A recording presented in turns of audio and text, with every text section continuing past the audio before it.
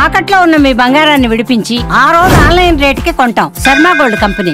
ఆ కుటుంబానికి కుంభమేళా కలిసొచ్చింది. నెలకి 20 నుంచి 30,000 మాత్రమే సంపాదించిన ఆ కుటుంబం కుంభమేళా కోటేశ్వరులను చేసింది.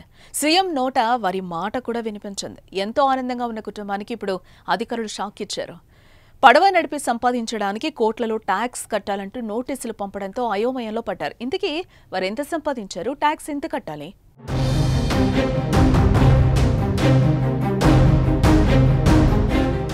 ఉత్తరప్రదేశ్లోని ప్రయాగ్రాజ్లో కుంభమేళా వైభవంగా జరిగింది. 45 రోజుల పాటు జరిగిన ఈ వేడుకలో దాదాపు 66 కోట్ల మంది భక్తులు గంగా యమున సరస్వతి నదుల సంగమంలో స్నానం ఆచరించారు. దేశ విదేశాల నుంచి భక్తులు భారీగాను తరలొచ్చారు. దీంతో అక్కడ చిరు వ్యాపారుల తలరాతలు ఒక్కసారిగా మారిపోయాయి. 45 రోజుల్లో భారీగా సంపాదించుకున్నారు.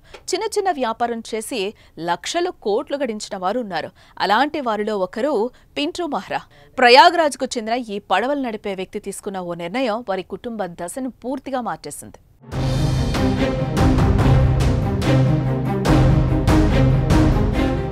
పడవలు నడిపే వృత్తిలో చాలా ఏళ్లుగా ఉన్న పింటూ కుటుంబం కుంభమేళాను తెలివిగా ఉపయోగించుకుంది. మొత్తం 130 పడవలను ఉపయోగించి 45 రోజుల్లోనే ఏకంగా 30 కోట్ల రూపాయలు ఆర్జించింది. దీంతో ఒక్కసారిగా వారు కోటీశ్వరుల జాబితాలో చేరిపోయారు. పింటూ సక్సెస్ స్టోరీని ఏకంగా UP CM Yogi Adityanath assembly వేదికగా వెల్లడించారు.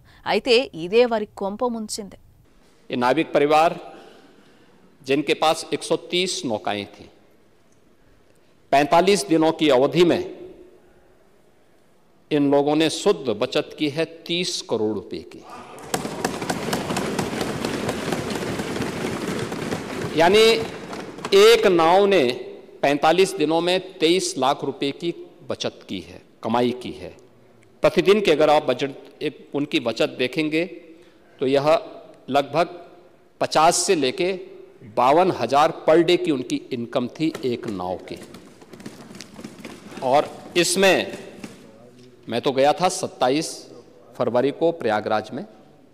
30 కోట్ల ఆదాయం అనగానే ఇన్కమ్ ట్యాక్స్ అధికారులు అలర్ట్ అయ్యారు. ఇన్కమ్ ట్యాక్స్ చట్టం 1961 ప్రకారం 12.8 కోట్లు పన్ను చెల్లించాలంటూ పింటూ కుటుంబానికి నోటీసులు ఇచ్చారు. ఇన్కమ్ ట్యాక్స్ నోటీసులతో పింటూ ఫ్యామిలీ ఒక్కసారిగా షాక్ గురైంది. ఒకప్పుడు నెలకు 15,000 కూడా సంపాదించుకోలేని తాము కుంభమేళా జరిగిన 45 రోజుల పాటు రాత్రి పగలు కష్టపడి డబ్బులు సంపాదించుకున్నామని, ఇక హాయిగా ఉండొచ్చు అనుకునేలోపు ఇంత ఎక్కువ మొత్తంలో డబ్బులు కట్టమంటూ నోటీసులు ఇచ్చారని ఆవేదన వ్యక్తం చేస్తున్నారు.